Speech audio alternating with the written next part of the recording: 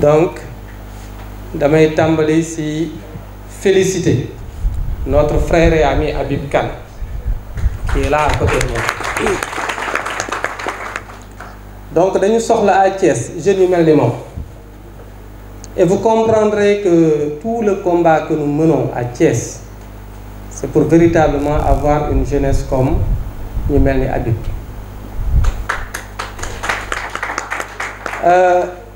Li mu organisé je crois déjà mobiliser toute la presse thiessoise pour ñu waxtaan. Ça c'est un défi qu'il fallait faire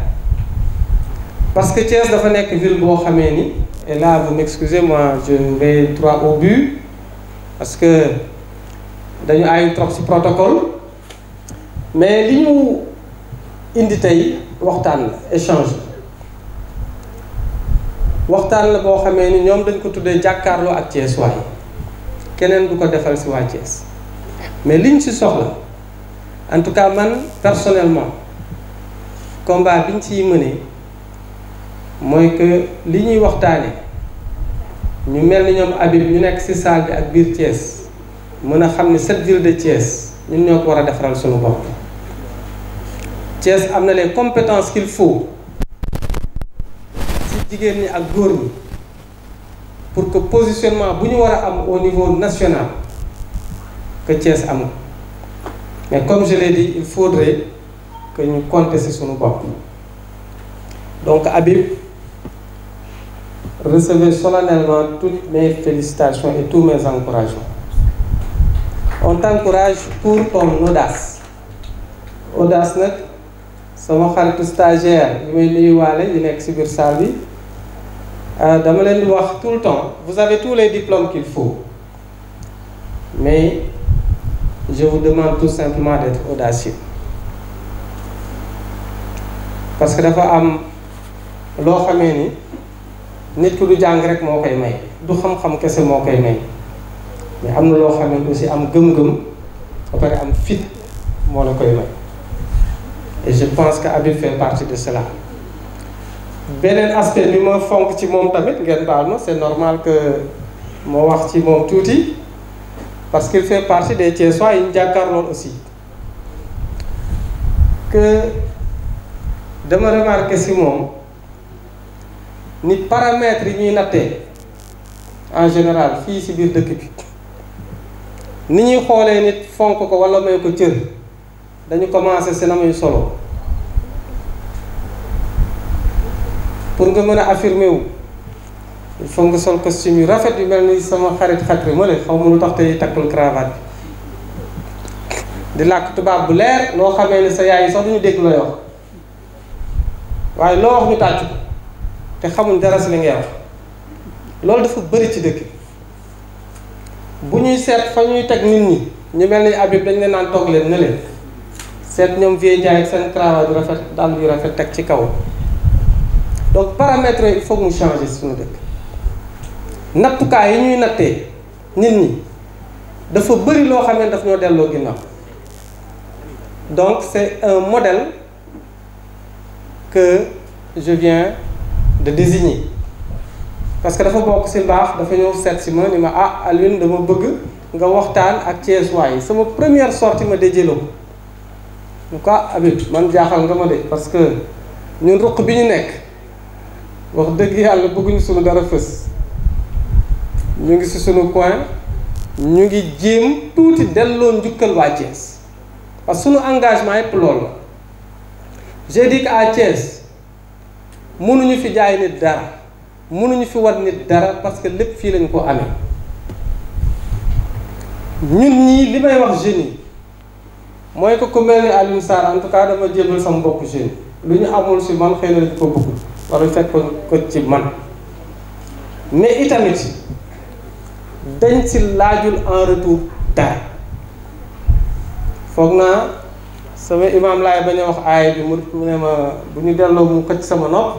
mais dama jàpp ci Seydina Alioune imam Ali muy wax ni engagement bi mu am ci li mu jàppee àddinaam ak dundam dafay dox di taxaw ci mbiru nit ñeeg jullit jeeg askan bi waaye séentuwul benn yoon jërëjëf jërëjëf sax xaaru ko séentuwul lépp lu muy def mu ngi siy séentu ngërëmal yàlla sunu borom. donc dafa baax yow boo nekkee si dëkk ñu jàngal la fa yar la fa toppatoo la fa ba tey nga mën a taxaw ñu ne yow yaay premier invité bu une émission comme ça du cadre thiessois, mais da nga war a sant yàlla ba pare delluwaat njukkal waa Thiès. En tout cas man Alioune lépp lu ma am Thiès laa ko am dama fekkoon ay mag yu baax ak ay yaay yu baax ñu encadré ñu ba tey ñu mën a taxaw fii di wax. moo tax lu mu mën a delloo njukkal Thiès mooy li nga xamee ne def nañ ko si man ma jéem ko def si samay rak ak samay jigéen ak samay yaay.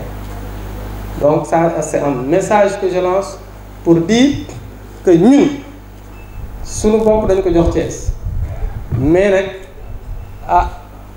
li Thiès waa war a taxawee ñu jéem koo taxawee muy fulla ak fayda.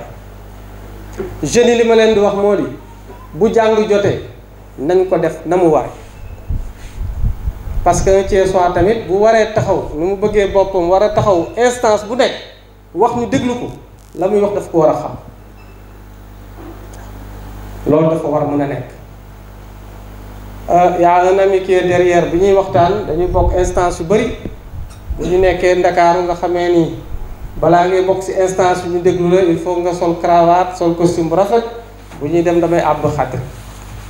costume yu rafet dàll yu rafet dem nag làkk tubaab yu leer parce que it dañ ko gànnaayoo parce que di nga am béréb yoo xam ne loolu lay laaj mais luñ la fekk tamit nañu fekk au moins foofu nga waajal ko waaye nag suñu waxtaanee ba pare la lay nit ñi di njëkk dëkk wax tey ñun Thiès waa ñu war koo xeex mooy fan nga dëkk parce que yaakaar nañ ni Dakar nga war a dëkk wala ci capitale ba wala feneen waaye nag suñu ñibbisi je dis tout le temps que ba ma demee ba am benn prise de conscience bi su may ñibbisi ba Pout si laay jël sama veste sànni fële ci ginnaaw yolomal sama cravate ndax Thiès xaw nañ fee rusa am lu ñuy wane sax ba ñu naan mu ngi gis boppam. Donc loolu c'était pour introduire sur mon ami mais au-delà de lui sur les exemples qu'on a ici à Thiès sànq nag wax nañ ko xam naa li ñuy waxtaan ci thème yi dañ koy tënk parce que li ñu gën a soxla mooy waxtaan nag échange la maanaam ñun dañuy junj waaye lu ñu bëgg ñu waxtaanee ko ci fànn bu mu mënti doon nag ñu pare indi ci ay xalaat ci li ñu woowee am na ko wax sànq ni Papis Diallo ci ñun formation bi ñu def ñun formation universitaire bi ñu def c'était une formation d'économiste moom lañ jàng ci université yi je crois que muy génn université léegi mu xaw a yàgg tuuti parce que depuis 92 laa fa terminé génn ñëw wuti liggéey waaye damay wax sama xarit stagiaire yi ni ba may jàng ba ma tollee ci deuxième année laa créé sama société en tant qu'étudiant bi may nekk deuxième année mu des sama ñetti at ñu terminé ci laa dem créer société créer un cabinet installé ko à Thiès c'était depuis 92 nekk un jeune entrepreneur aw ma woon dara nag lu dul fit kese mais fit boobu yóbbu ma ci ñu mën grâce à Dieu yàlla mi ñu mayoon fit boobu mu tesel ñoo njëriñ. Donc en 92 quand j'ai créé cette première société di ci liggéey ci biir Thiès fit googu yóbbu ma ci ñu confier ma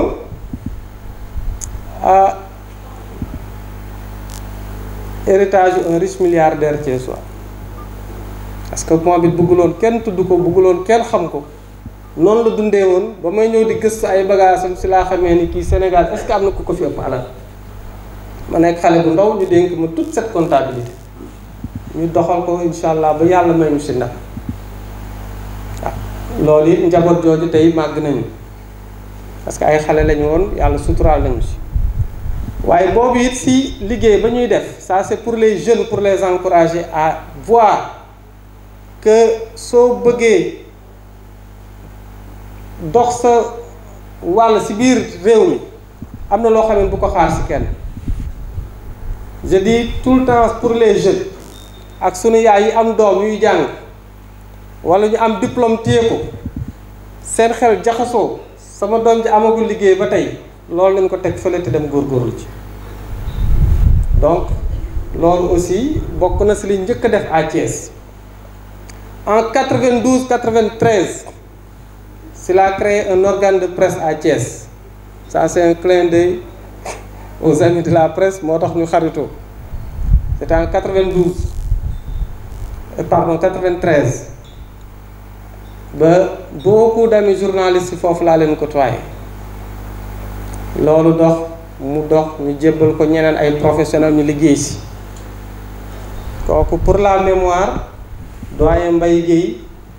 daal na ko yàlla yërëm ci bu nekkoon Soleil foog naa doyen xam nañ ko bokkoon na ci ñu lancé loolu yàlla def nag bañ ciy liggéey comme tout jeune da ngay seet fooy amee ji alal yàlla natt ñu it ci loolu it jeunes yi laa koy wax ba tey fit googu ñu am ñu tombé ci appel d'offre pour occuper un poste de directeur ma dem bindu ci boobu maa ngi def 3e année pare xaaruma pare jàng bi ma ci postulé yàlla def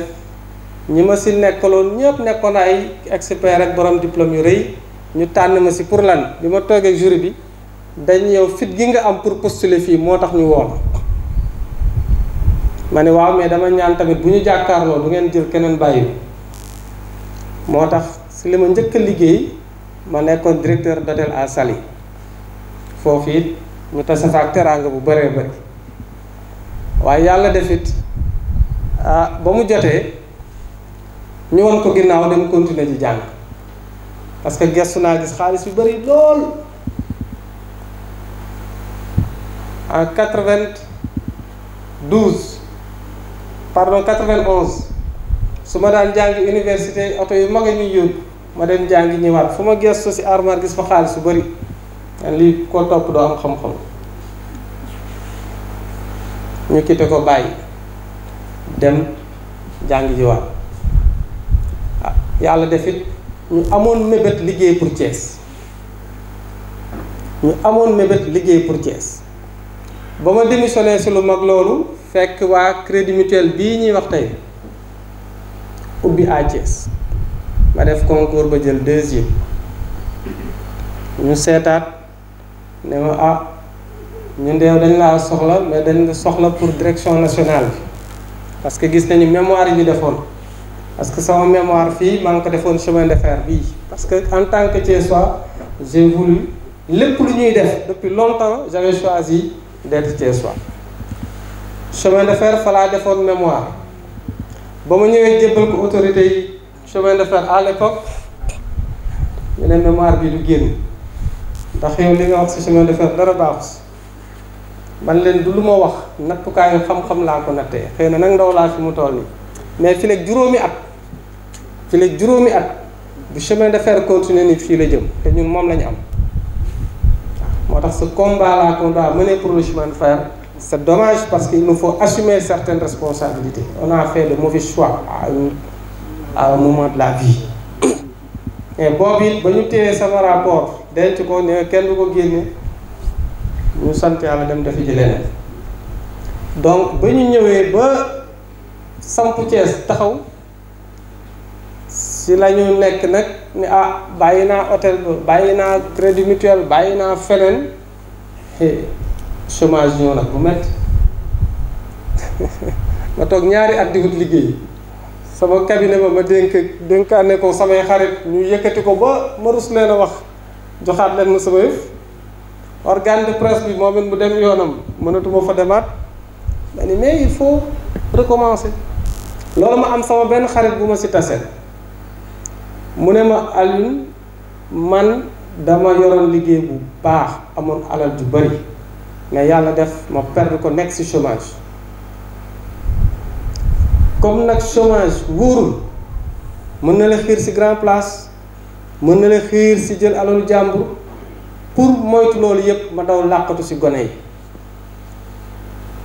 xale yi ñëpp dañ dama ñàkk fayda lu tax may ànd ak xale yi waaye si ñoom la sécuriser sama bopp ñu ànd si natt boobu si laay dugg nag si sport di encadrer l'école de basket de l'Union sportive du Rail comme jot naa fa basket encadrer les écoles de football ni leen képp koo xamee ne jël nga branche bu mu mënti doon nga def si sérieux war nga see mën a tedd donte da ngay bale mbedd boo ci defee sérieux war nga mën a tedd. Ces jeunes sportifs que j'ai eu la chance d'encadrer tey jii ñoom ñooy les grandes stars du Sénégal yi ñuy wax c'est des jeunes que j'ai encadrés ba ñuy am juróom-ñetti at juróom-ñeenti at su may gis ñoom Kabir Pen ñoom Maodo Malick Badiane ba si ñoom góor gi si Dieng ñii mujj ñoom ñëpp yàlla def jaar nañ sama loxo ñoom góor gi si ñoom si mujj ñoom ñëpp fii la ñu jaaree Thiès ba tey xale yi nga xamee ne dañ daan wax ni man sport dama dem école ñu génn ma man amatuma temps def métier mais sama àddina yëpp mooy teral sama yaay fan laay jaar avec ces enfants on a construit des projets xalaat nañu ak ñoom parce que seen yaay daf ñu wóolu woon ci ñoom ba tey ji quand je vois un Kader Mangane Malick Ndiaye Kabir tous ces jeunes sont des Thiessois mais tey jii ils sont au sommet du sport sénégalais donc loolu it nekk na benn fànn waaye si biir loolu yàlla nattuñu benn jour si sama chômage bu tar boobu ma amoon fu ma def demande ba may tëdd di nelaw yenn saa yi dañuy wërsëg moom du la fekk ngay nelaw waaye dafa fekkul nii yàlla jox la ko si lañ ma yee ni ma am na benn examen boo defoon de résultat yi génn na ma ne lii de yàlla moo ko mën parce que man de tey la sama anniversaire c'est un 25 octobre le 25 octobre ma chômé ñaari at waaye bi may génnee xale yi ma xarit wax dëgg yàlla waaw balaa bi ñu ngi doon toog ñoom ñëpp je m'étais réfugié chez les enfants j'ai appris à observer les enfants et j'ai appris énormément de choses avec eux mais ce 25 bi ma génnee sama buntu kër ma gis fa ñetti groupe jeune ay xale yu ndaw ñii nekk école basket ñii ay footballeur ñii neneen ku nekk di xëccu ni ñun yaay nekk suñu président ñee ñëw nañu pour nga nekk seen président waaye d'accord ñun la xale yi xëccoo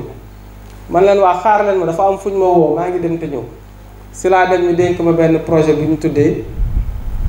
jàmmi xale yi maa ngi nuyu nag waa jàmmi xale yi gis naa leen ci réew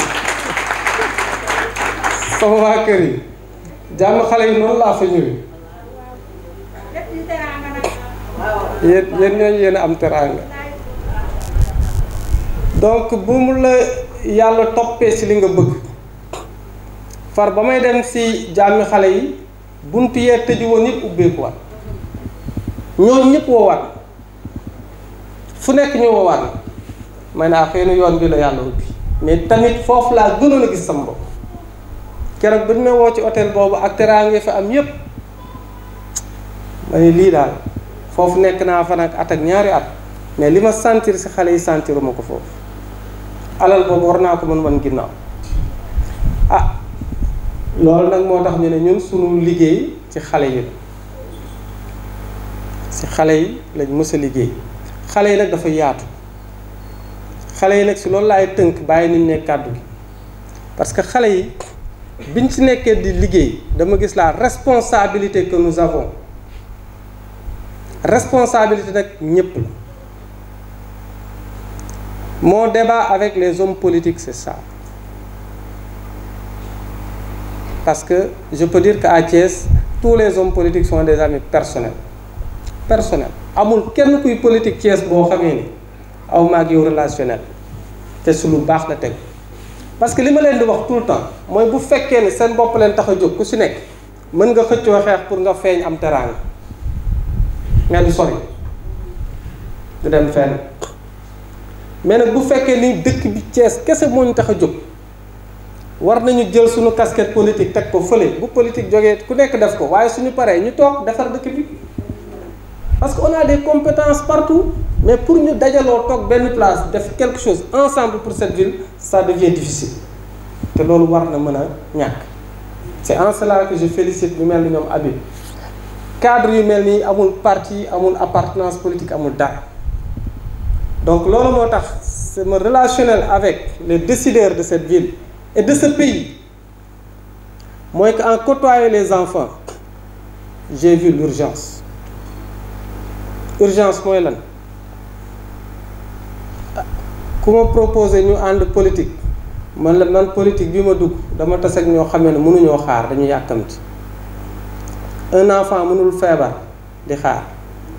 un enfant mënul xiif di xaar Thiès ak Sénégal li ñu sonal mooy que nit ñi dañu gore di nga dund loo xamee ni bu doon feneen la ñëpp yuux mais fii li ñu sonal mooy nit ñi dañu am ngor dinañ nekk ci jafe-jafe yu tar doo ko gis seen kanam doo ko gis seen doxalin doo ko gis seen jëfi moo tax mon problème avec les jeunes je disais que jeunes yi ak jigéen ñi man duñ sama priorité et dans les politiques yi ma daan défendre am na ku ko wax léegi Papis j'ai été invité au Burkina pour discuter sur ces questions-là mais bañ ciy waxtaan je dis que bu ñu nee priorité jigéen ñi la parce que 8 mars moo tax boo xaaree 8 mars jigéen ñëpp ñu solal leen bëgg politicien bay fay ñu niroole dugal leen ci ay car ñu dem tàccu pour bu élection jotee ñu faral leen bu dee jeunes yi la jeunes yi boo leen toppatoowul ñu génn ci mbedd bi jël xeer sànni toj kaar yeeg leneen ñu woo leen waxtaan waaye bu jeunes yi ne dëkk bi metti na mooy xale yi dee nañ jeunes yi bu ñu taxawee ni dëkk bi metti na dañu sonn ana xale yi c'est pourquoi je dis que ngor gi mu ngi ci xale yi c'est des enfants qui souffrent en silence xale yi métit bu nekk mu ngi seen kaw mais sànni wu ñu xeer marche ñu yorewuñ pancarte tojuñ dara mais bu dee xiif la ñoo gën a xiif bu dee sonn ñoo gën a sonn bu dee feebar ñoom lay gën a gàllankoor mais qui pense à ses enfants ba pare def leen priorité ces enfants ne peuvent pas parler pour eux-mêmes mënuñoo waxal seen bopp loolu moo tax chaque fois que nous parlons je leur dis que l'urgence est parmi ces enfants et parmi ces urgences là Papis wax na ko sànq à Thiès et au Sénégal j'ai été dans les instances du CNLS le comité national de lutte contre le sida je me suis battu pour que à Thiès on puisse capter des programmes. Le premier programme international bi ñuy liggéey dans l'Afrique de l'Ouest on s'est battu pour ñun ñu conduire ko on m'a pris là-bas comme consultant international pour Thiès Bamako Bobo Dioulasso et Bouaké en Côte d'Ivoire mais liggéey bañ ci liggéey on a vu que tout partait de Thiès mais lañ ci daj mooy y a eu des enfants très malades aujourd'hui am na une association fu ma toog nag damay wax seen plaidoyer ça c'est pour les amis journalistes les enfants maanaam xale yi dundeek doomu jàngoro sida à Thiès sonn nañu ça chaque fois je me réunis avec leurs mamans et leurs parents xale la yoo xamee dañoo judd rek am sida dañ ko judduwaale li may wax sama xarit ñoom imam heureusement ñoom tey maa ngi leen di sant parce que dañoo ubbeeku da nga daan dégg kuy waaraate ne ah feebar bu bon boobu de caaxaankat yi lay dal ah yàlla waxoon na kat nii jamono dina ñëw mu wàcce feebar boo xamee ne ñiy def lu bon lay dal waaw xale bi lu mu def xale boobu bu ñu ko boolee ci discours bi dañuy am amalgame mais ces enfants là et là aussi c'est un plaidoyer que je lance encore parce que am na fu ñu ci toll xale yi may wax maa ngi commencé ànd ak ñoom depuis 2000 ak léegi ah léegi ay jeunes lañu ils sont devenus des jeunes lañu waaye xale la yoo xamee ni xam nga bu sa waajur ne comme man rek naa li ma dese bëriwul la nga am yépp da nga koy def ci sa doom di nga ko yar ci diine di nga ko jàngal école di nga ko jàngal alxuraan xale yooyu ñu ma ci rencontré ñu bëri xale yu am yar ak éducation lañ waaye nag jot na léegi ñu war a nekk jeune dem seeti seen yaram ñu ne leen am ngeen doomu jàngoro sida fan laa ko jëlee taxawaaluma caaxaanuma defuma lu bon fan laa ko jëlee kan mooy tontu ci question boobu est-ce que nous sommes préparés à répondre à cette question-là yooyu bokk na ci état bi nga xamee ne fa lañ toll dans ce pays et à Thiès parce que souvent boo waxee loolu da nga naan demal Saly wala yeneen dëkk la waaye ci dëkk bii la am na ñu nekk fii ci ay yaay accompagné ni chaque année 31 décembre xale nekk hôpital ne waxal tonton bu ñuy organiser arbre de Noël ren dama hospitalisé ñoom ñëpp c'est des enfants vivant avec le VIH. La première fois que j'ai été invité pour me porter ce combat avec ces enfants, ils étaient plus de 200. Malheureusement soo waxee dënn yi dañuy rëcc autorité yi xeex VIH ci réew mi ak ci dëkk bi am na sama xarit bu mag bu ma ci invité woon malheureusement accès bul que nañu bàyyi chiffres yi ñuy changer nañu wax la réalité aux gens. Le Sénégal boo daan wax ñu ne non taux bi faible na parce que xeex nañu il est là parmi nous il est là parmi nous waaye message bi may lancé à nos jeunes parce que sunu yaay yar nañ ba sonn sunu papa yar nañ ba sonn tey koo gis muy taxawaalu ci dëkk bi li tax ñun ñi war a wax mooy que bu yàgg ba boo nee kan moo am feebar bi dañ la naan dafay mel ni Alioune Sarr day sew ruuj day ñaaw day ñuul karaw yi day wadd lépp a ngi ci man fi mu toll nii boo ay taab fii ak fële xëy na taab bi moom su génnee rek ñu ne am naa ko looloo ci des waaye loolu ñu daan wax jumte bu rëy la ci jeunes yi parce que garab yi ñuy jël ak régime alimentaire yi ñuy jël si ñooyu ñu doon am daf koy changer di nga gis léegi nit dina am doomu jàngoro mais day mel ni Xadi Fay teint bi day rafet lool karaw gi day wàcc waxuma Xadi Jóob de waarandi leen Xadi Fay laa waarandi leen ñoom may soxna quoi moo tax su ma nee Xadi ñu foog na moom la ñu mais boo gisee traitement bi ñuy jël bu dee góor ñi léegi ils peuvent être de grands sportifs man mi su ma àndeek ñoom ci sport ñoo ma ëpp kàttan waaw kooku nag su paree solu ànd fii jël sa jarbaat ànd ak moom di dem boo ko xoolee non xatri bi waru koo am non niruwu ko fenn waru koo am wóorul donc ñun ñëpp ñuy ànd qu'on fasse attention foofu la ñu yàlla wanee bopp donc loolu moo tax ñu ne à Thiès c'est pas pour faire peur à qui que ce soit mais réalité yooyu ñoo am quand j'ai été avec ces enfants ñu nekk ci école maître bi bu xale bi tëddee di nelaw mu duma ko parce que xamul ni xale bi dafa feebar kenn du ko wax à 11h bu xiifee tëdd nga fekk ko fa pes ko xale bi dafa pare sa na jóg te xamoo ni kii dafa am feebar bu ko gàllankoor boo nekkee ci biir kër nga ragal ko boole ak say doom ndax moom yaayam gaañu na papaam gaañu nga ni su jaxasoog samay doom da leen di wàll xale yu tumuraanke ci biir kër yi lu ne ñu daj ko ci métit bu nekk ñu daj ko il faudrait qu'on parle pour ces enfants là loolu nag moo tax bañ ciy liggéey yàlla suturaal ñu am liggéey yu am solo yu ñu ci def waaye nag dañu ne woon sooy liggéey tamit ci lii ci xale te taxawoo waajur yi loo ci def mu màbbaat loolu moo ñu dugal ci organiser les mamans des enfants maanaam yaay yi nag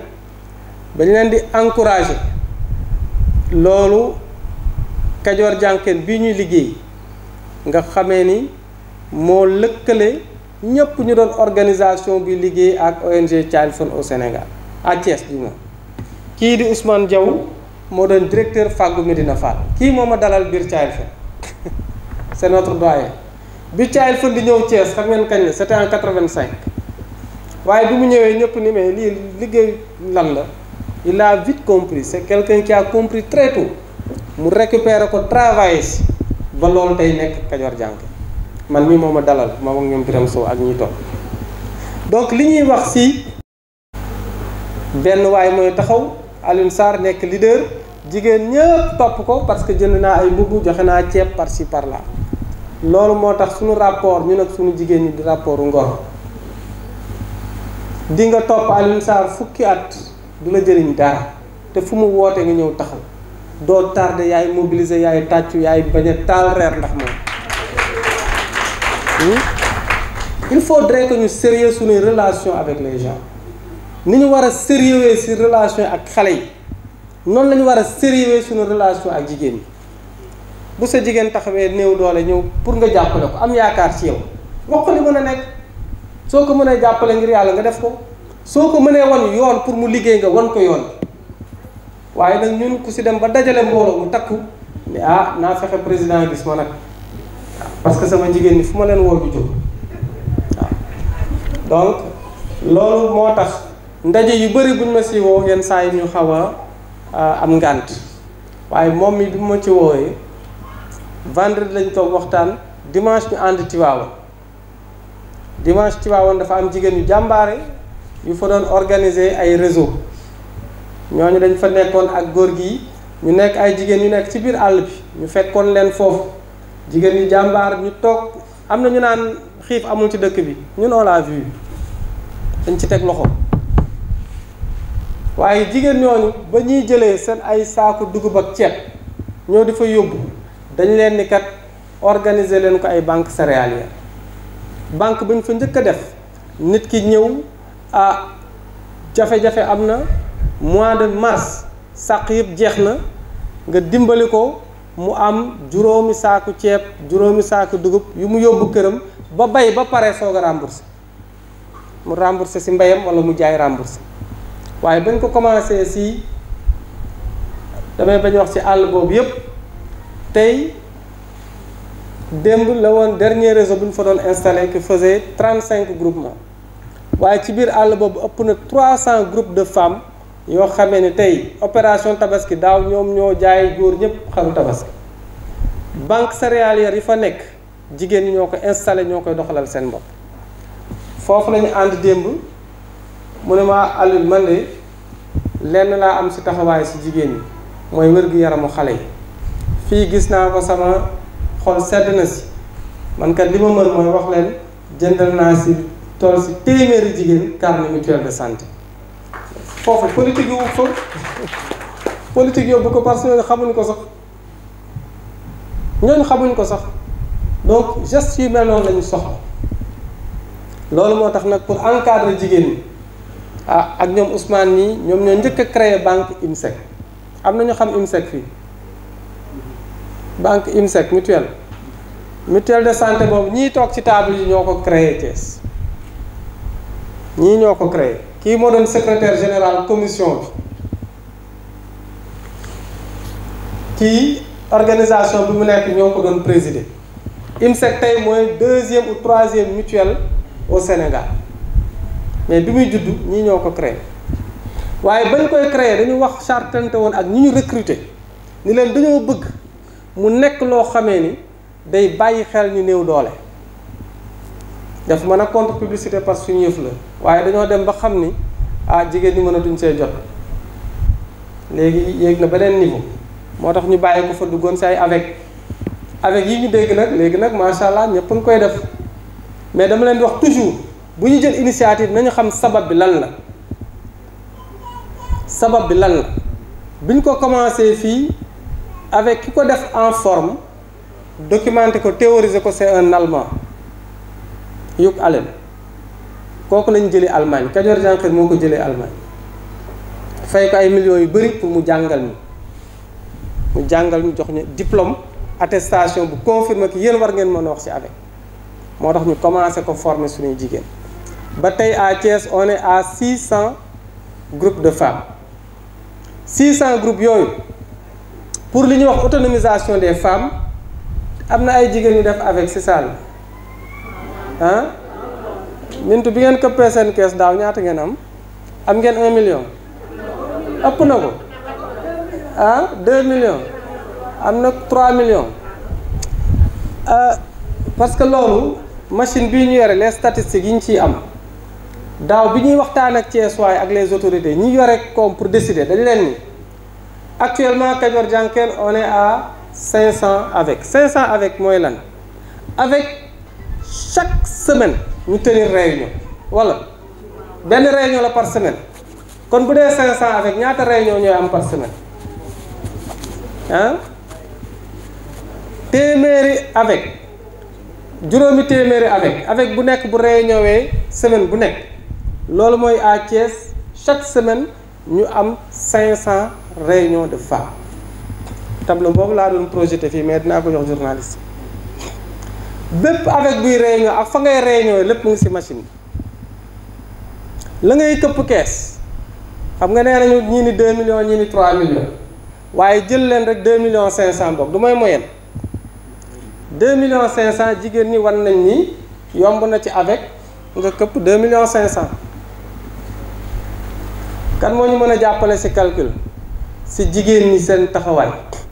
parce que pour wax nit ñi da nga leen di jox nattuwaay yu simple 2 millions 500 par avec bu ko 400 avec këppee ñaata lay jigéen ñi dajale ah Vieux Ndiaye jàppale ñu ci calcul 2 millions 500 ñu ne 400. 1 milliard. 1 milliard. jigéen ñi 1 milliard ngeen di dugal ci dëkk bi par at 1 milliard de francs mais à 1 milliard de francs kenn warul wax ak yéen kuy def 500 réunions par semaine waruñu waxtaan ak yéen loolu mooy signal bi jigéen ñi wane ci dëkk bi ngeen bokk bu ñuy séddale ku ko jaarale ci yéen mu egg fa mu war a àgg mooy ci njaboot gi. C'est ça le message qu'on doit lancer aux autres am na ñu ko bëggul dégg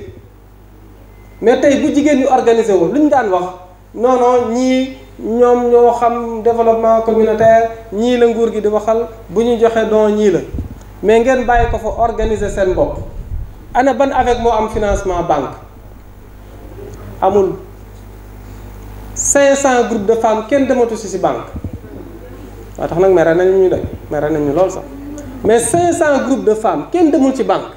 ba nga dajale 1 milliard fan la 1 milliard boobu jóge mais ñooñu warul waxtaan ak jigéen ñi ana ban organisation moo fi dajale 1 milliard par année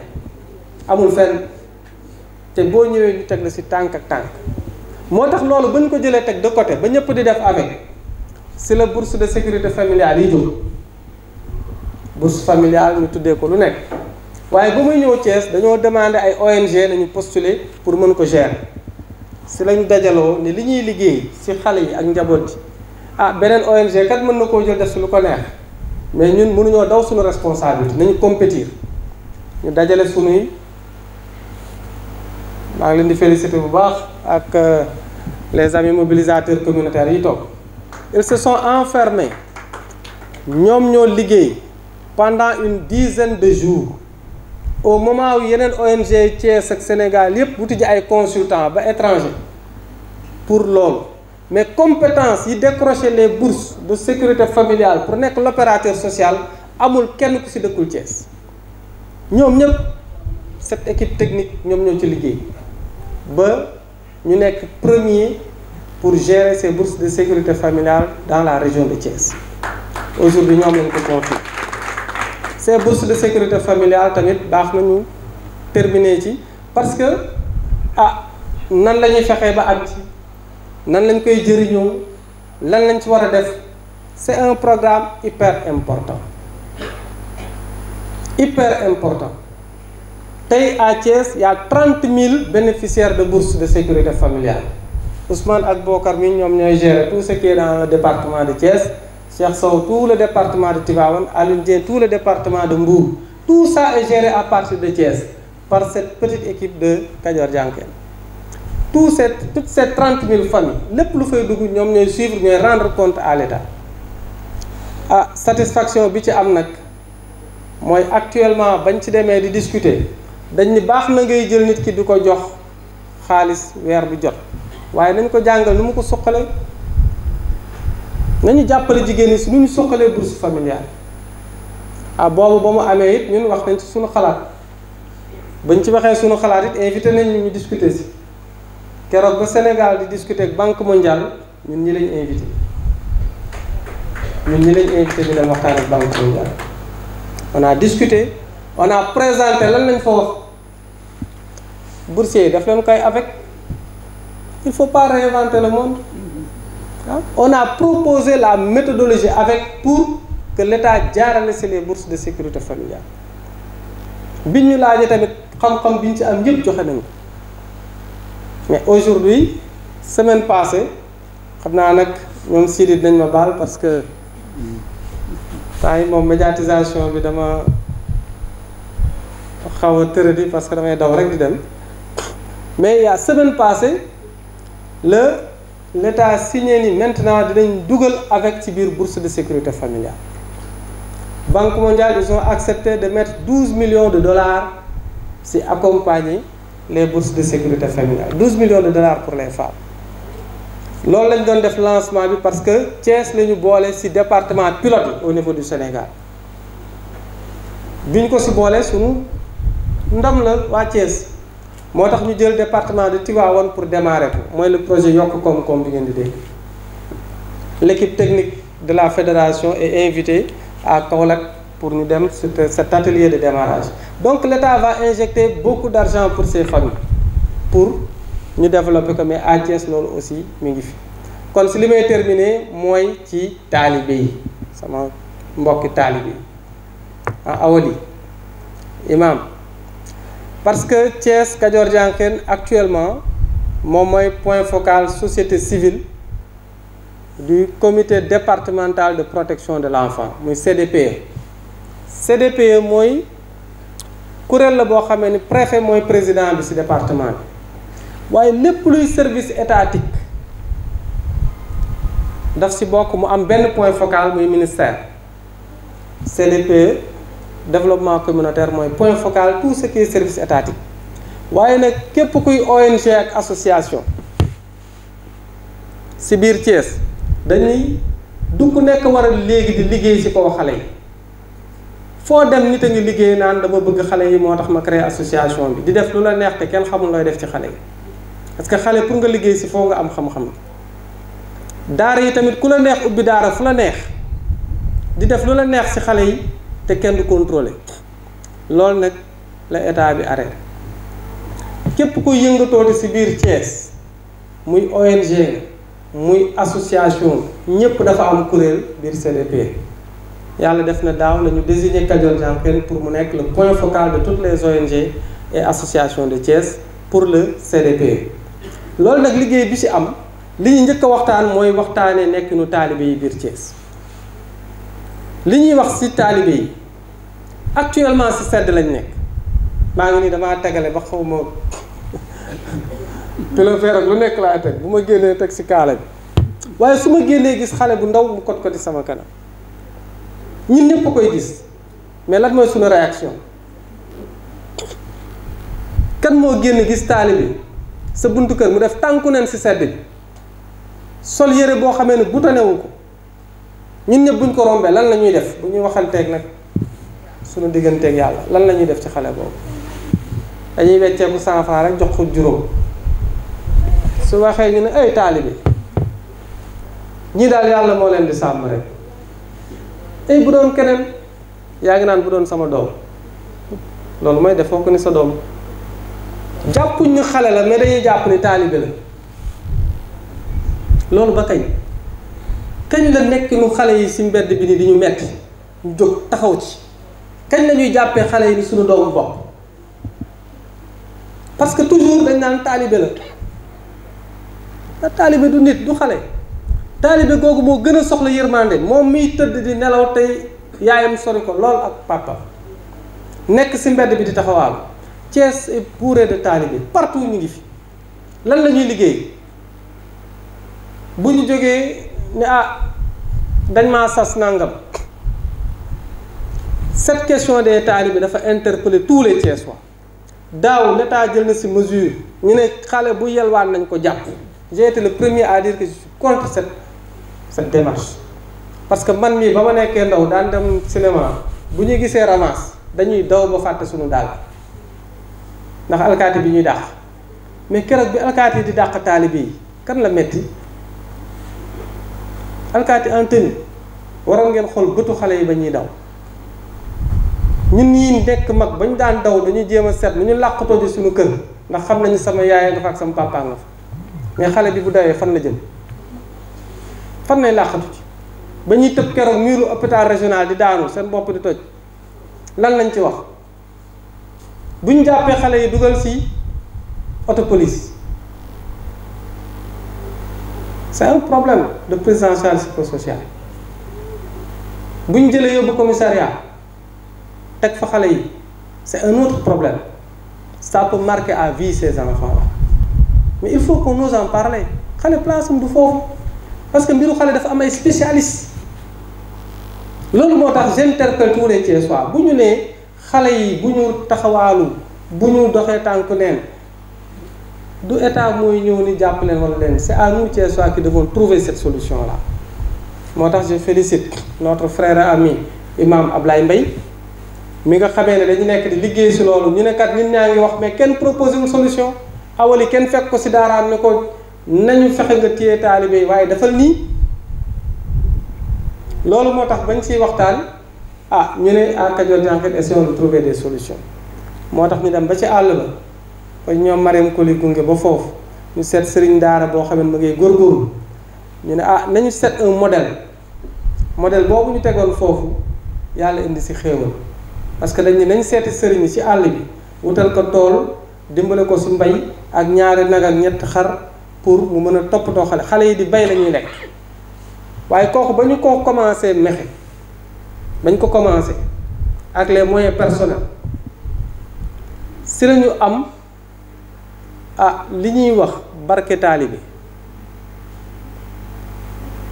projet boobu bañ ko démarré ay nit a jóge bitim réew indi 200 millions dugal ko ci daara boobu 200 millions lañ ci def bañ ko commencé sëriñ bi kat ni ñun de bu ñu daan jàng ci terrain bu af bi lañ daan nekk waaye tey am na ñu fa dem gis nañ na mu changé année bi ci topp banque mondiale ñëw dugalaat ci lu ëpp loolu ba tey jii boo fa demee xale yi ñu ngi ay tablettes ñu ngi ay ordinateur ñu ngi jàng informatique am na école ci biir daara ji xale bi bu defee entrée en sixième mën na continuer lycée comme mën na continuer jàng ji arab imam Ablaye Mbaye mii mooy seen formateur en informatique sëriñ daara la waaye yàlla daf ko may mu xarañ lool ci informatique moo tax ñu ne taalibe yi nekk ci biir Thiès boo demee wetu prison ba mbalit moo fa nekk du dem ngeen fa dépôt mbalit la soo demee sorti Mbour bële dépôt mbalit la soo demee sorti bële Morolan dépôt mbalit la soo demee Kër Issa dépôt mbalit la ñun ñëpp di Thiès lañu def ay mbalit a wër Thiès bi ñu àndee di seeti ji taalibe yi nekk prison bi man leen man xam nga dama soj si laa dëkk te sama soj bi di wér mukk waaye bi ma demee ci xale yi si laa xam ne dox di wér ñeenti taawu mbalit yëpp dañ koy taal Thiès bu guddee côté yëpp la saxaar si muuree Thiès nuage de fumée boobu la ñuy dund ñeenti li ñuy wax waa Thiès lañu mën nañ ko xool ji dee demee ñeenti côté yëpp dañ koy taal mais xam nga bi ñu approché xale yi di leen laaj lu tax ñu koy taal xam nga lu ñuy wax temps yi plastique bi doxul fer bi moo dox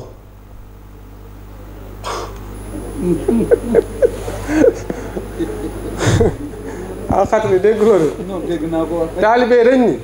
temps yi plastique bi doxul weñ bi moo dox waaw ferraille xale yooyu ñoo koy taal pour ferraille bi génn mbalit bi yëpp la ñuy lakk fer bi génn roue yeeg canette yeeg jante yeeg loolu yëpp ñu jël nag seen ay râteau bale ko pour dem jaayi noonu la ñuy joxee versement imam Ablaye Mbaye benn xale day ñëw boo demee ci benn dépôt bi li may wax suba ngeen jël ci en charge de waxtaan si boo demee foofu charrette mbalit yi ñëw taalib yi ñoo koy jënd dañuy jënd par charrette sottil ma fii keneen du ko jeexi ku dul man bii maa ko jënd ça se passe ci sunu kër te xamul loolu xale yi ñooy jënd charrette nga sotti leen ko liñ ci jeexi moo ko moom jusqu'à quand waaye ñan ñooy jënd ñan ñooy jënd c'est ça le problème ñan ñooy jënd boo demee ci xale yi dañ tey de journée bi neex na am naa 3000 kon am naa versement 10 jours léegi moom bu ma génnee daara ji damay foy ba mu neex ma yu ñuy vivre mais taalibe la duñ ko toppatoo xale yi fële fer boobu ñuy lakk keroog ba ñuy fekk ñuy ñëw di jeqi far am na foo xamee ne bu dee dafa xaw a nekk pax tuuti safara bi day gëmm wala xale bi dugal tànk bi génn tànk bi ñor xom te waaye bi ñu koy jël pour yóbbu hôpital taalibe ni déedéet bàyyi leen ko ñun bu leen ko yóbbu docteur ñun ñoo koy faj waaw ñoo koy faj te faj nañ ko ba mu wér suukar lañ jël dëbb ko ba mu mokk ñu jàpp loxo yeeg tànk yi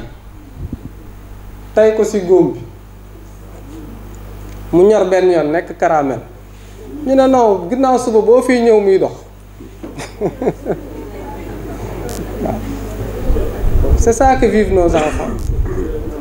et ça se passe où? Ça se passe là à Thiès ça se passe à Thiès boo demee ci bu prison bi fii mag bi mbalit boobu ci biir la presse peut aller voir ci biir foofu am na teen boo taxawee ni doo gis dara mais boo jéggee mbalit bi ba ci biir di nga fa gis teen bu yaatu fa la ñuy fóotee ka sangu avec tous les risques xale mën na fa dee sax kenn ko yëg donc ce sont des choses qui se passent là chez nous xale yi seen nekkin dañ ci am responsabilité mais assumé wuñu ko ces talibés moo tax ñoom imam Mbaye Guèye li ñu leen si remercier dañu toog ñu waxtaan pour nan la ñu jëlee des positions de responsabilité sur ça far yàlla def projet de loi bii ñuy wax le projet de loi sur les daara état bi wax ko télévision bi ñoom awali kaas lii day xeex daara ji ñeneen wax si waaye ba mu amee bañ ko jege xam ni solution mën na nekk ci biir ci la ñu amorcer une médiation boobu ñu def ay député la njëkk seete à l'Assemblée nationale jël sëriñ daara yi waxtaan ak ñoom yàlla def Kajoor Jànkeen yàlla may ko barke ci médiation boobu sëriñ daara yi wóoluñu état bi wóoluñu ci bañ ci waxtaanee sëriñ Sidi Mokhtar yàlla na ko yàlla teeroo àjjana ak xam yu kawe kawe moom it ba ñu gisee sëriñ daara Sénégal yépp taxaw di waxtaan loolu dafa baax ma terminer loolu ci Thiès c'est pour dire que ce dialogue là a démarré à Thiès débat bi sur le projet de loi li tax ñu relancer ko Thiès la démarré tous les grands présidents de cette fédération imam Tahir imam Moustapha imam Babou ñëpp ils sont venus à Thiès ils ont fait des assises tëju ñu waxtaan sur le projet de loi si laa gis si biir sëriñ daara yi ay juristes si laa gis ay économistes si laa gis ay théologiens si laa gis des informaticiens waaye bi ñu xalif général ñoom ñi imam mi ngi fi ni liggéey boobu ngeen tàmbali Thiès ba ni département Sénégal yépp da ngeen si soxla représentant ubbil nañ leen résidence Khadimou Rassoul ne sëriñ daara yépp ñëw foofu ñu ganale leen assises yooyu Touba lañ ko defee te cette équipe de Kajoor Jànkeen moo nekkoon le médiateur foofu la ñu waxtaanee ba sëriñ daara yi génn seen ay conclusions jébbal ko l'état Ablaye mii si la jóge y a de cela 2-3 semaines si lañ ko signé avec l'état pour changer nekkinu daara yi donc c'est des combats qui sont menés à partir du vécu yi ñu fi am kon nag ñu baal ñu parce que affaire xale yi bu ñu koy wax du ñu terminer si liñ ci tàggoo moo di Thiès dafa amaat beneen phénomène mooy li ñuy sàkku xale yu jigéen yu ndaw yi actuellement Thiès mooy jël raw gàddu gi tey nag du dañuy wax rek beneen côté bi am na sama waa ji ree fële ci ginnaaw mais c'est une information bu naqari mais lan la ñuy def quelles sont nos réactions fii ci presse bi Jeff mi ak ñi fi nekk gis nañu daaw ba ñuy seeti ak ñoom jara xale bi amagul ñaari at bi ñu sàkku 18 mois ñu àgg ci kawam ponkal boo xamee ne moroomu waajuram bu góor la xale bu am 18 mois kooku bu dundee yàlla moo ci jàpp ñoom ñiy fekk dañ ko gis nañ xale bi teg ci seen bët parce que li ñuy wax du léeb ak léppoon moo tax buñ ñuy woo ci leneen man kuñ si woo dinaa la ni mbiru xale yi loo ci mën millions ak milliards yi ñu yàq si dëkk bi xale yi lan lañ ci mën lan lañ ciy jéem kii bu jëlee ni mutuelle de santé laay jàppale am naa yaakaar ni xale yi dañ ci faju voilà c'est quelque chose de concret xale boobu après moom actuellement c'est presque au moins un cas par mois cas bi si mujj matagul semaine ñu ngi si kawam matagul semaine si jouru gàmm gi gis ngeen ko fii xale boo xamee ni presque dañu mujj opérer sax ba ci biir bi tellement ni ñu ko gaañee ñu nekk ay xale yu ndaw war a nekk dundaat ba seen waajur di leen jël di toxal ndax koñ ba mënatuñ faa nekk école ba bu ñu fa duggee ñu joxañ leen yàq àddina xale yooyu waaye ñiy def loolu anañu lan lañ ci def quelles sont les décisions qu'on prend keroog bi may waxtaan ak journalistes yi ñu doon jël ñu baal ma ndax keroog xol laa ci waxee je leur disais que ki nga xamee ni dafa jël xale bu jigéen de 18 mois sàkk ko mais bu tasee taali bi si mbedd bi def ko mais kooku seetatul xale ak mag seetatul góor ak jigéen kon bu fekkee xale buy nelaw si mbedd bi mu def ko lu mel noonu kon nañu bàyyi xale yi ñuy sàggane taalibe yi taxawaalu ci mbedd bi. En tout cas Thiès je félicite la fédération des Serigne Daara bi fi nekk ak liggéey bi ñu ci def ngeen baal ñu àq lool xëy na liñ ci doon séntu sax mën na am dama jaaree beneen côté Habib mais toujours on essaie de partager suñu passion pour Thiès ni Thiès on a des jeunes comme ça de très grande valeur tey ku dugg ci biir Thiès war nañ la mën a teeru domaine boo indi ñu waxtaan ak yow ci xam-xam domaine boo indi war nañ mën a waxtaan ak yow ci xam-xam ñii sama collègue yi li ma leen di féliciter mooy programme yi fi Banque mondiale di indi actuellement Kajoor Jànqeen a signé presque 3 contrats avec la Banque mondiale kenn yëgu ko Thiès chaque année dinañ exécuter des projets qui font presque 1 demi-milliard dugal ko biir Thiès waaye kenn du ko wax kenn du ko ndamoo parce que amul solo li am solo mooy nañu gis jeexital bi nañu fexe ba cette synergie laa am yaay booy ngeen baal ma ak toogaay bi yàgg na wax ji bari na te mën na amit la ngeen doon séntu sax gisuñ ko ci waxtaan bi parce que waxtaan nañ koy defee dañuy laaj nit ñi lan lañ bëgg ñu waxtaanee ko nga mën a dugg ci loolu waaye bu loolu amul it da nga koy yaatal moo tax it ñu ngi féliciter ñëpp di féliciter l'État du Sénégal ci benn mesure di féliciter l'État du Sénégal ci benn mesure mooy le fait que État du Sénégal désigne un ministère chargé de la protection de l'enfant parce que li ñuy wax ni yëpp protection la tey yàlla def koo ko dëkk biir Thiès kon lañ ci daan jooy dafa fekk gën nañoo jege et c'est un travail qu'on doit faire avec ñooñu parce que tey boo seetee en Afrique Sénégal kese moo ci créé gu ministère spécialement pour la protection de l'enfant ñu yaakaar ni kon ñu ngi dégg jooy xale yi ñu ngi dégg aussi li nit ñi di wax kon ci loolu laa doon tënk ngeen baal ñu wax Habib ñu ngi lay remercier de féliciter j'ai pris plus de temps que tu m'en as donné. waaw Habib Kane monsieur Habib Kane ak cadre de concertation pour le développement de Thiès waxtaan bi wane na ni que tànn ngeen ku mat gan tànn ngeen également acteur de développement tànn ngeen Habib ak cadre bi tànn ngeen koo xamante ni lu concret lay liggéey fii di Thiès moom ak équipe boobu Jànqeen comme ni leen ko waxoon bi leen koy présenté nag wax na développement sur le plan sportif ba lim fi